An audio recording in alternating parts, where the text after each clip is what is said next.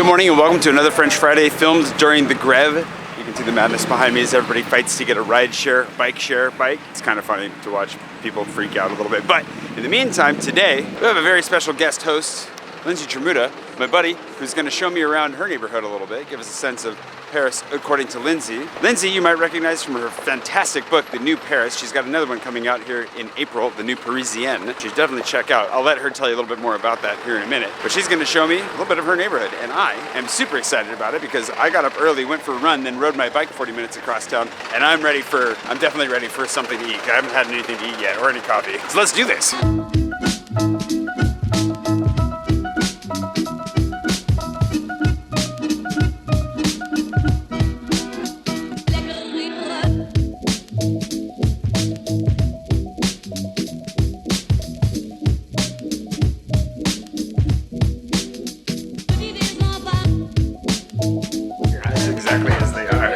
I'd already figured out why she brought me here. It's because there's a sandwich that's named after her. Have you started already? It's like right in the Yeah. No, I mean, you've started telling. Yeah, and there's a grilled cheese sandwich that's literally named after your blog, Lostncheeseland. Well, the real story is that the owner, Guy, when he opened, he had a cheese sandwich, and then I started coming here and we became very good friends, and so eventually the name, I just showed up one day and I saw Lostncheeseland as the sandwich name, so I thought that was a very nice touch to my love of cheese and of my, I don't know, of having turned this place into my living room.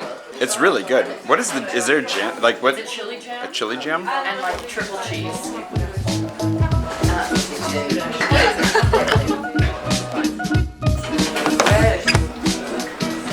Alrighty, we're off. Ooh, that was really delicious. I need my sunglasses a lot more than I expected. She's running into all sorts of friends because this is her hood. So we're gonna go ahead and make our way around. She's gonna show me a couple cool spots if you wanna come up near the Oberkampf area, which is basically where you should come if you like nightlife, if you like good food, right? Oberkampf Parmentier. Basically. I was just out last night up at Tantine, which is the restaurant that took over the space at the Perchoir. Oh yeah. Which is the rooftop bar. Oh, about the Perchoir is gone? No. So all right. So anyway, there's a lot going on in this neighborhood. There's a lot going on here. We're gonna go start strolling and end with lunch, maybe a second coffee, which would be great. I'm mostly excited about lunch. I'm so hungry.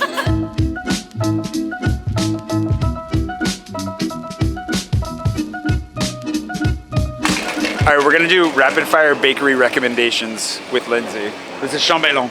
This is Chambellan, and I would get the Chambeline, which is a long, gluten-free, sweetened bread with like coated sugar on top. It's delicious. French Bastard, so this is one of the more recent bakeries in the neighborhood, and I love the peanut chocolate babka.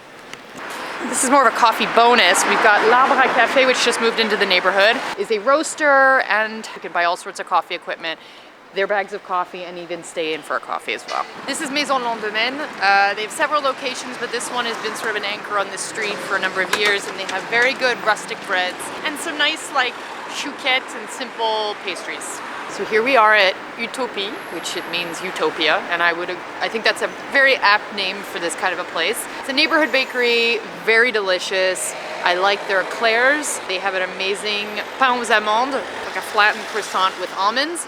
They're known for their flan, so if you like flan, you get the one here. It's like a custardy cake, so it tends to be very jiggly, not like Jell-O, but obviously, very soft, and if you're not into creamy things, you probably won't like it, but it's a traditional French dessert, common to, your everyday bakery.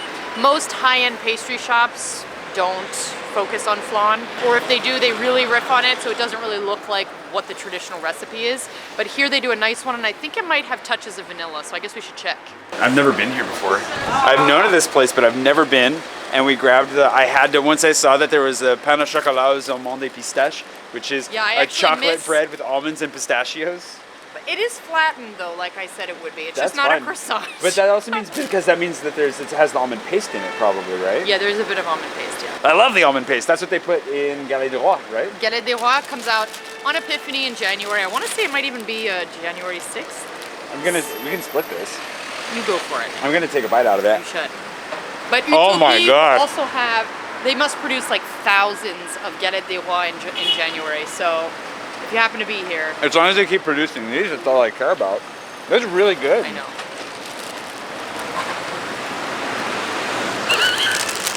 Across the street is Chez Imogène, which is a crepe place, creperie that has been here, oh my God, since I've been here, I think. And it's great. It's really simple but nice stuff. They actually fill up quite regularly, so you might want to call ahead if you're, you know, not in the neighborhood and can pop in. You want to make a reservation, but it's good. And sorry for the strike-induced noises.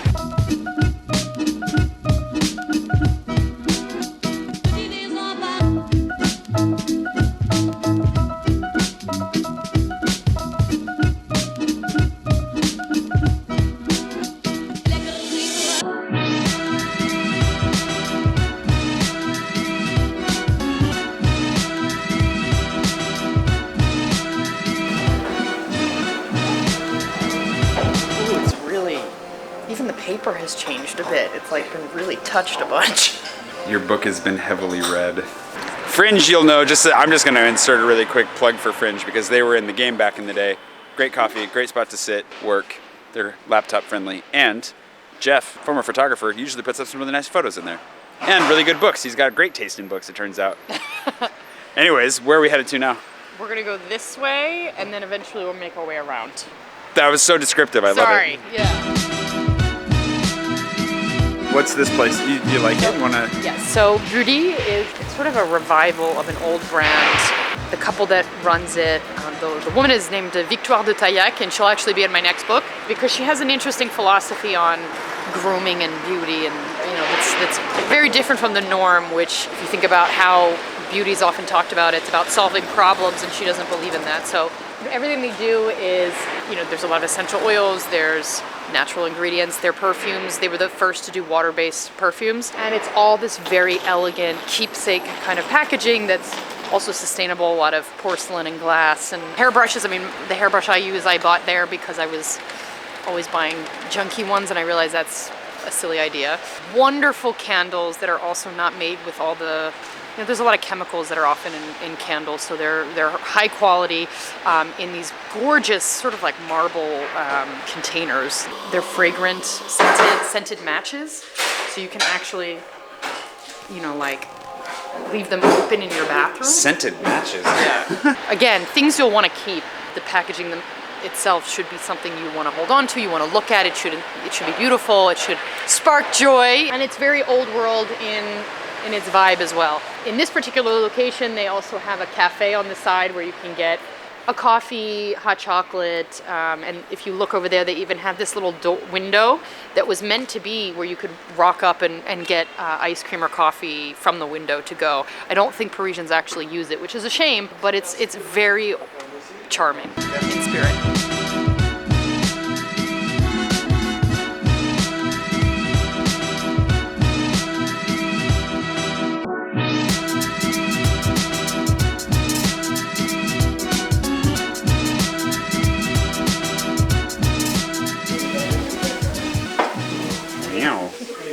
Très joli.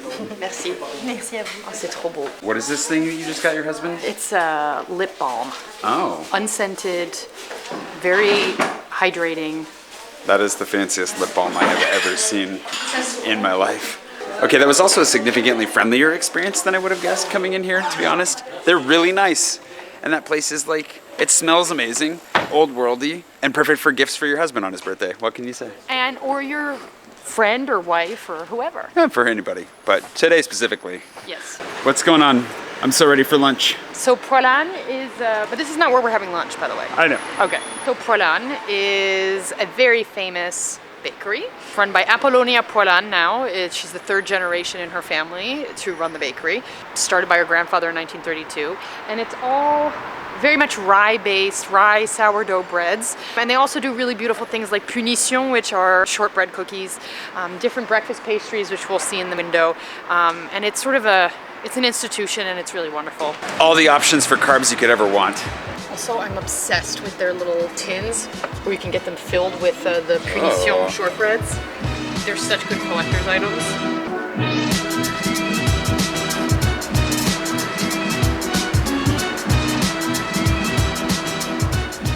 Karn's favorite store in all of Paris. I'm obsessed with papier tigre. They were also in my book, and basically reviving the art of letter writing, paper goods, stationery, really cool, fun pens and pencils, and other office accessories. It's fun. I love paper. I live here. Je passe souvent, donc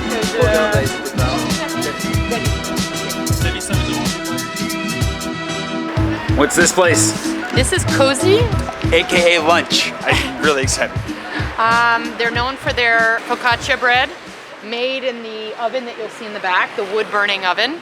And they do really nice sandwiches, salads, and soup. That was perfect.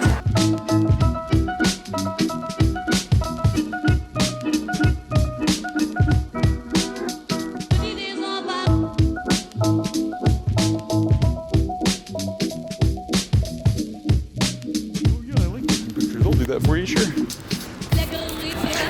And of course, we got to end at Dreamy Man. She, just like Natasha, wanted to come here, so yeah, it's worth it.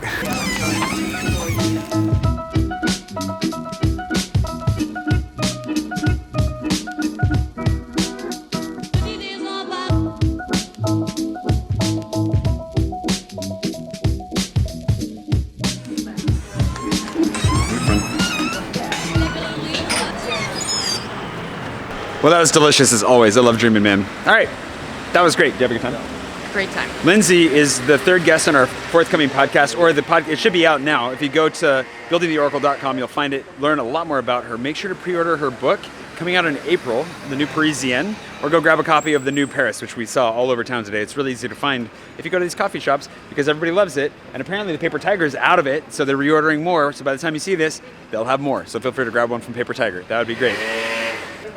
And scooters should be outlawed. Anyways, do you have anything else? Thanks for having me on the show. Yeah, it was great. Thanks for all the carbs. C'est ça, maintenant je m'occupe comme c'est pas massage relaxant, plutôt comme Okay. And they just opened a Japanese massage parlor in the back, right by Santa's workshop. So that's kind of amazing.